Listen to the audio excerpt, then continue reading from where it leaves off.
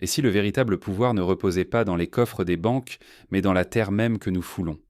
Imaginez un pays qui ose briser toutes les règles mondiales en proclamant ceci: désormais la terre n'est plus à vendre, jamais, à personne. Le Burkina Faso n'a pas simplement édicté une nouvelle loi, il a lancé un défi à l'ordre mondial établi. Il a affirmé que chaque mètre carré de son territoire appartient désormais à la nation tout entière, et non à quelques mains privilégiées. Cette décision sans précédent bouleverse des siècles de logique foncière, où la terre était considérée comme une marchandise, un produit que l'on achète, revend, accumule ou cède aux plus offrants, qu'ils soient locaux ou venus de l'étranger. Pour comprendre l'écho de ce bouleversement, regardons l'histoire. Depuis l'époque coloniale, la terre africaine a été systématiquement dépecée, cédée par traité ou conquise par la force. Au XIXe siècle, les empires européens se sont partagé le continent à la conférence de Berlin, traçant des frontières arbitraires et attribuant des titres de propriété à des sociétés coloniales qui n'avaient jamais foulé le sol africain. Cette logique s'est perpétuée après les indépendances. La terre restait un objet de convoitise, une source de pouvoir et de richesse pour une minorité, tandis que la majorité continuait de cultiver, de vivre et de transmettre sans jamais vraiment posséder. Au fil des décennies, des millions d'hectares ont été perdus par les communautés locales, souvent sans bruit ni éclat. Des villages entiers ont été déplacés pour faire place à de grandes exploitations agricoles, à des mines ou à des projets d'infrastructures menés par des entreprises étrangères. En Éthiopie, par exemple, au début du XXIe siècle, des centaines de milliers d'hectares ont été loués à des sociétés indiennes et saoudiennes, privant les populations locales de leurs terres ancestrales. Au Mozambique, des familles paysannes ont été déplacées pour permettre la production d'agrocarburants pour des marchés extérieurs. Le phénomène du land grabbing, ou accaparement des terres, a explosé dans toute l'Afrique en moins de 2 décennies, bouleversant la vie de millions de personnes. Dans ce contexte, la décision du Burkina Faso fait figure de rupture totale. Désormais, aucun individu, aucune société, burkinabé ou étrangère, ne pourra jamais prétendre à la propriété définitive du sol. Le pays a choisi d'adopter un modèle radicalement différent. La terre devient un bien commun, administré par l'État, distribué pour l'usage, mais jamais cédé à titre définitif. Mais d'où vient cette révolution? Pourquoi le Burkina Faso a-t-il pris cette décision aujourd'hui? Pour répondre, il faut plonger dans l'histoire du pays, marquée par des décennies de dépossession, de frustration et de volonté de reconquête. Au lendemain de l'indépendance, comme dans beaucoup de pays africains, le Burkina Faso a hérité d'un système foncier hérité de la colonisation, mélange incertain de droit coutumier et de droit écrit. L'incertitude juridique favorisait les puissants, qui pouvaient s'offrir des titres, contourner les lois, profiter de leur influence pour amasser des milliers d'hectares. Pendant ce temps, les petits cultivateurs, les femmes et les jeunes restaient vulnérables, cultivant des parcelles précaires sans garantie de pouvoir transmettre ou conserver leurs terres.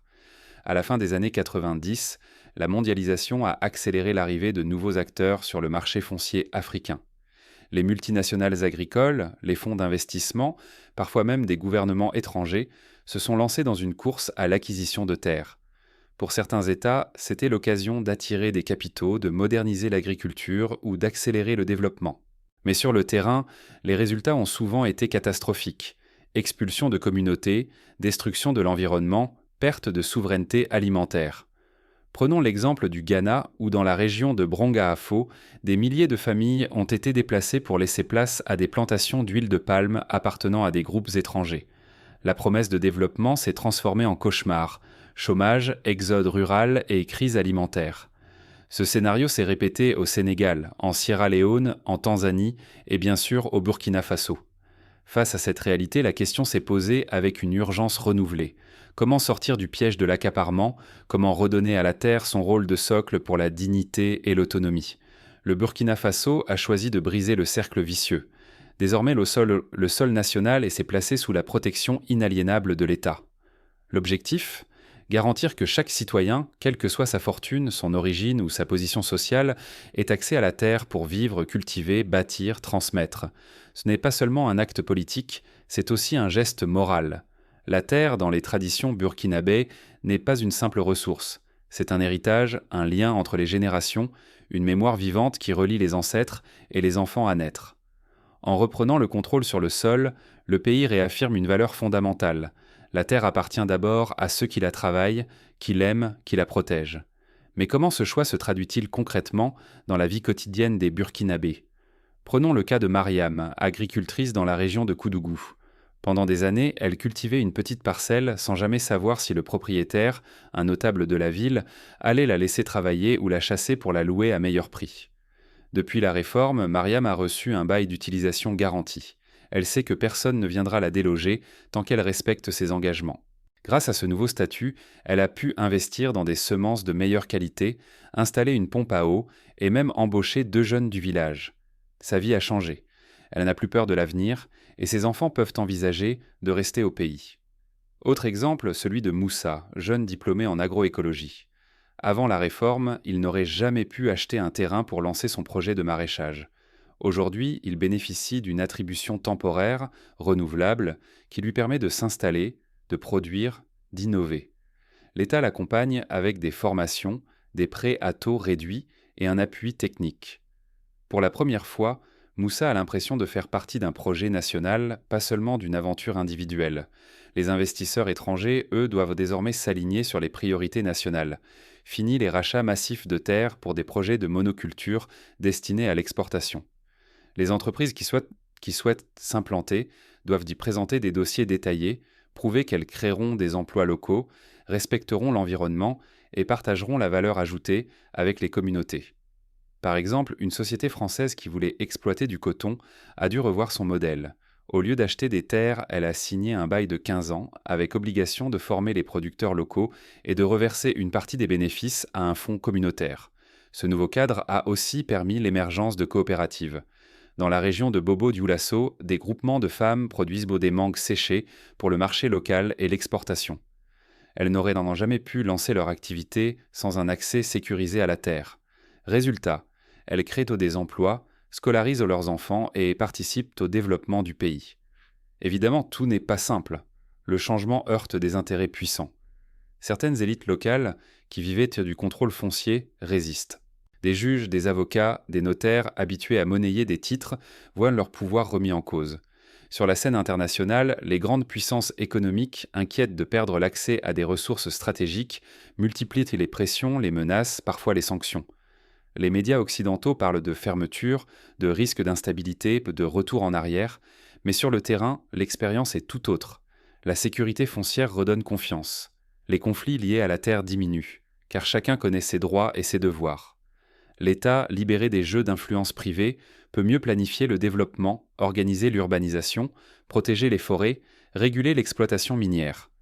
Pour mesurer la portée de cette réforme, il faut la comparer à d'autres expériences mondiales. Prenons le cas de la Bolivie, où au début du XXIe siècle, le gouvernement d'Evo Morales a nationalisé les hydrocarbures et réformé la propriété foncière. Résultat, les recettes de l'État ont explosé, la pauvreté a reculé, et les communautés indigènes ont obtenu des droits nouveaux. Ou encore celui du Vietnam, où après la guerre, la terre a été collectivisée puis redistribuée dans le cadre d'une réforme agraire profonde. Ce choix a permis d'éradiquer la faim, de stabiliser la société et de poser les bases d'une croissance spectaculaire. Le Burkina Faso s'inscrit dans cette lignée de pays qui osent remettre en question la logique du marché total. Il affirme que le développement ne doit pas se faire au détriment de la dignité, de la justice ou de la souveraineté. Il invite les autres nations africaines à repenser leur rapport à la terre. Déjà au Mali, au Niger, au Sénégal, des mouvements citoyens réclament des lois similaires. En Afrique du Sud, la réforme agraire reste un sujet brûlant, 100 ans après la spoliation des terres noires par la minorité blanche. Mais comment pérenniser ce modèle ? Quelles sont les étapes concrètes pour que la réforme ne reste pas un simple texte, mais devienne une réalité vivante ? Première étape, la mobilisation citoyenne. Sans l'implication des paysans, des jeunes, des femmes, des chefs coutumiers et des élus locaux, aucune réforme ne peut réussir. Il faut organiser des comités de gestion foncière, former les populations à leurs droits, diffuser l'information dans chaque village, chaque quartier. Deuxième étape, la transparence administrative. L'État doit mettre en place des registres publics accessibles à tous pour éviter les détournements, les fraudes, les attributions arbitraires. Chaque citoyen doit pouvoir vérifier qui exploite telle ou telle parcelle, selon quels critères, pour quelle durée. Troisième étape, l'accompagnement technique. La réforme foncière doit aller de pair avec des politiques d'appui à l'agriculture familiale, à l'agroécologie, à la formation professionnelle. Il faut fournir des semences, des outils, des crédits adaptés, des infrastructures d'irrigation et de stockage. Quatrième étape, la valorisation des produits locaux. En garantissant l'accès à la terre, le Burkina Faso peut relancer la production vivrière, développer des filières de transformation, conquérir de nouveaux marchés régionaux. Le manioc, le mil, le sorgho, la mangue, le coton peuvent devenir les piliers d'une économie inclusive, créatrice d'emplois et génératrice de devises. Cinquième étape, la diplomatie économique. Le pays doit expliquer sa démarche, convaincre ses partenaires, nouer des alliances avec d'autres États qui partagent ses valeurs. Il peut s'appuyer sur l'Union africaine, sur les forums internationaux, sur les réseaux de la société civile pour défendre le principe de souveraineté foncière. Sixième étape, la vigilance écologique. La terre n'est pas inépuisable. Sa protection passe par la lutte contre la déforestation, la préservation des sols, la gestion durable de l'eau et la promotion de l'agroécologie.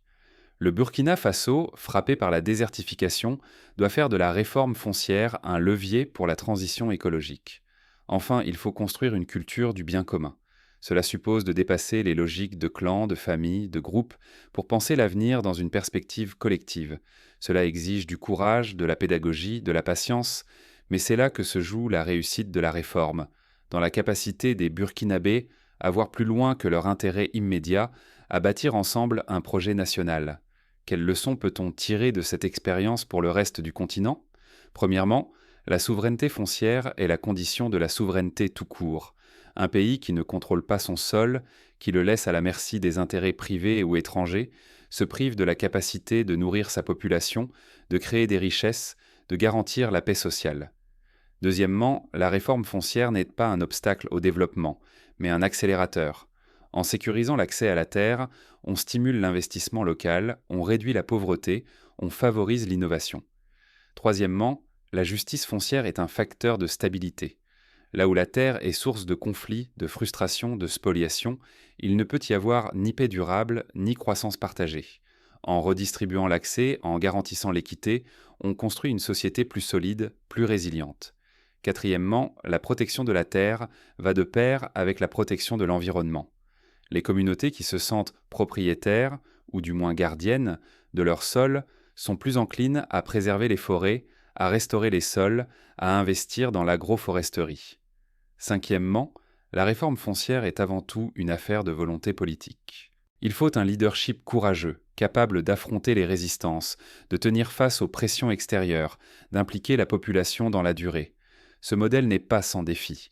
Les risques de corruption, de clientélisme, de bureaucratie sont réels. La tentation du repli, de la fermeture, de l'autosuffisance à tout prix existe. Mais ces obstacles ne sont pas insurmontables. Ils appellent à la vigilance, à l'innovation, à la construction de contre-pouvoirs citoyens. Au fond, la réforme burkinabé pose une question décisive. À quoi sert la terre ? Doit-elle enrichir quelques-uns ou permettre à tous de vivre, de produire, de transmettre ? Est-elle un simple actif financier ou le socle d'une société juste, solidaire, durable ? Dans un monde où la spéculation foncière menace la sécurité alimentaire, où les migrations climatiques s'accélèrent, où la pauvreté rurale pousse des millions de jeunes vers l'exil, le choix du Burkina Faso résonne comme un appel à l'audace, à la responsabilité, à la construction d'un avenir ancré dans la dignité. Chacun peut tirer des enseignements de cette expérience. Les gouvernements en repensant leur politique foncière, les citoyens en s'impliquant dans la gestion du bien commun, les entreprises en acceptant de jouer selon des règles plus justes, plus transparentes. Le Burkina Faso, en refusant la marchandisation totale de la terre, ne tourne pas le dos au monde. Il invite à une autre mondialisation, où la souveraineté, la justice et la solidarité priment sur la seule logique du profit. À ceux qui doutent, rappelons l'histoire. En France, à la question à la Révolution, la question de la terre fut centrale. L'abolition des privilèges féodaux a permis la naissance d'une nouvelle société. Au Japon, après la Seconde Guerre mondiale, la réforme agraire a jeté les bases de la croissance. Au Brésil, le mouvement des sans-terre a démontré que l'accès équitable au sol peut transformer des vies, des villages, des régions entières. Le Burkina Faso écrit aujourd'hui une page nouvelle de cette histoire. Il montre qu'un autre modèle est possible, qu'il n'y a pas de fatalité à la dépossession, à l'injustice, à la domination. Au-delà des frontières, cette expérience interpelle chaque citoyen du monde. Quel usage voulons-nous faire de la terre ? Quelle société souhaitons-nous bâtir pour nos enfants ? Quelle part sommes-nous prêts à prendre dans la défense du bien commun ? La réponse ne viendra pas des puissants, ni des lointains marchés financiers.